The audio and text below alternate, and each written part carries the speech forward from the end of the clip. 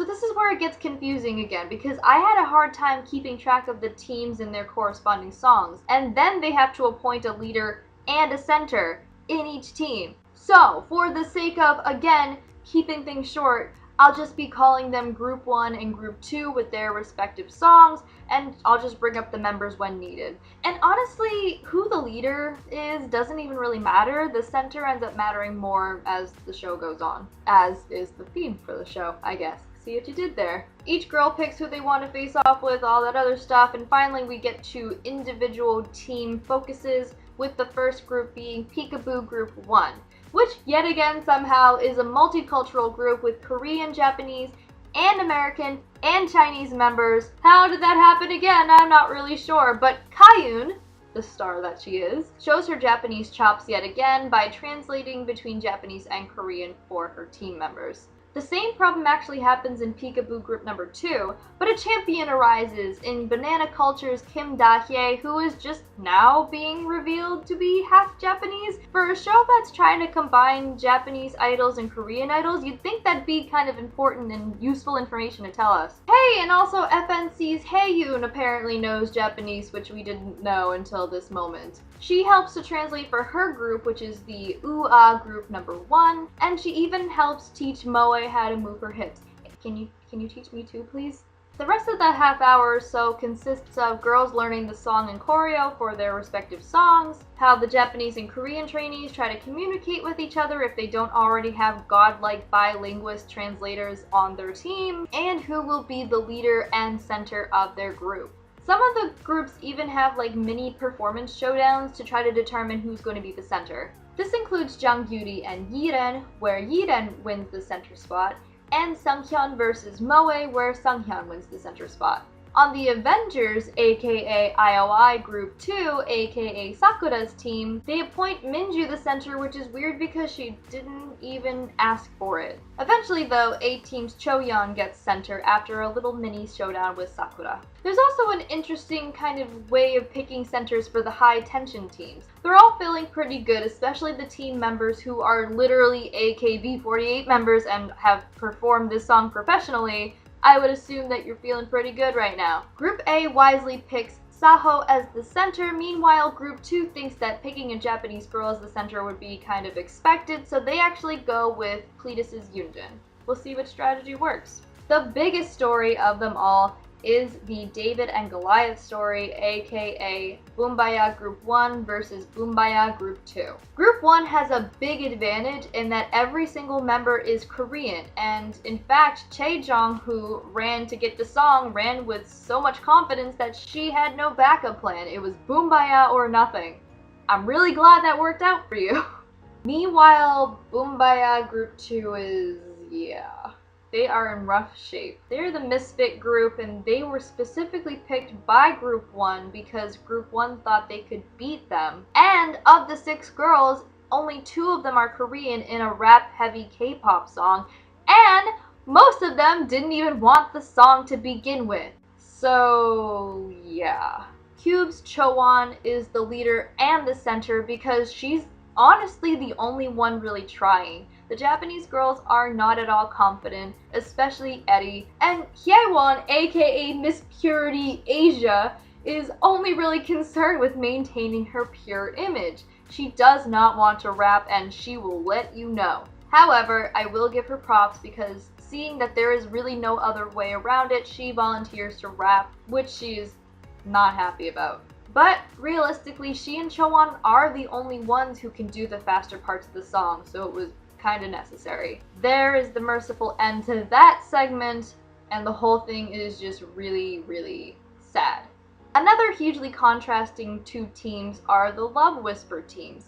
Group 2 wanted this song, and good for them, got what they wanted. It's to the point that they're so confident that they nickname themselves the Cute Avengers. They have some trouble determining who's going to be the main vocalist, especially because this happened last time with the Pick Me song, but there's a specifically high note that is kind of hard to reach. Shocking, I know. Eventually, though, Yabuki Nako volunteers to be the main vocalist. Group 1, on the other hand, wanted anything but this song, and between members like Wonku, Mutotomu, and Yamada Noe, Absolutely nobody wants to be a main vocalist. Do you see what I mean about this being really confusing to explain? I'll be sad when there's girls voted off, but I will also be happy because this will be so much easier to explain when there isn't 93 girls in the mix. The day of the live performances has come, and it's revealed that the winning team will be decided by live audience vote. The audience can only vote for one girl out of both teams, which is a twist I actually really like because it makes every vote count.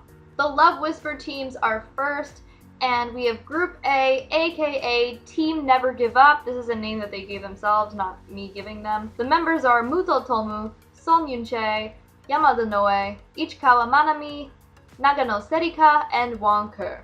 And for Group 2, aka Team Giant Baby, again, they named themselves, not me, we have members Kurihara Sae, Aramaki Nisaki, Kim Na-young, Kang Da-min, Yoon Yoonbin, and Yabuki Nako. Before the actual performances, however, we get to see the events leading up to this performance. In Group 1, they are struggling vocally because none of them are lead vocals. Soyu takes executive control and appoints Won Ke as the lead vocalist as opposed to the previously appointed lead vocalist Manami. Remember, Love Whisper has that really high note to deal with. Manami is visibly frustrated and Won Ke is not much better because they are now in the final hours and they have to learn new parts, and neither of their first language is Korean. I can feel their frustration from here. But when it comes to performance time, their stage is great. Their energy is up, and with Yamada Noe on your team, that's gonna be a given.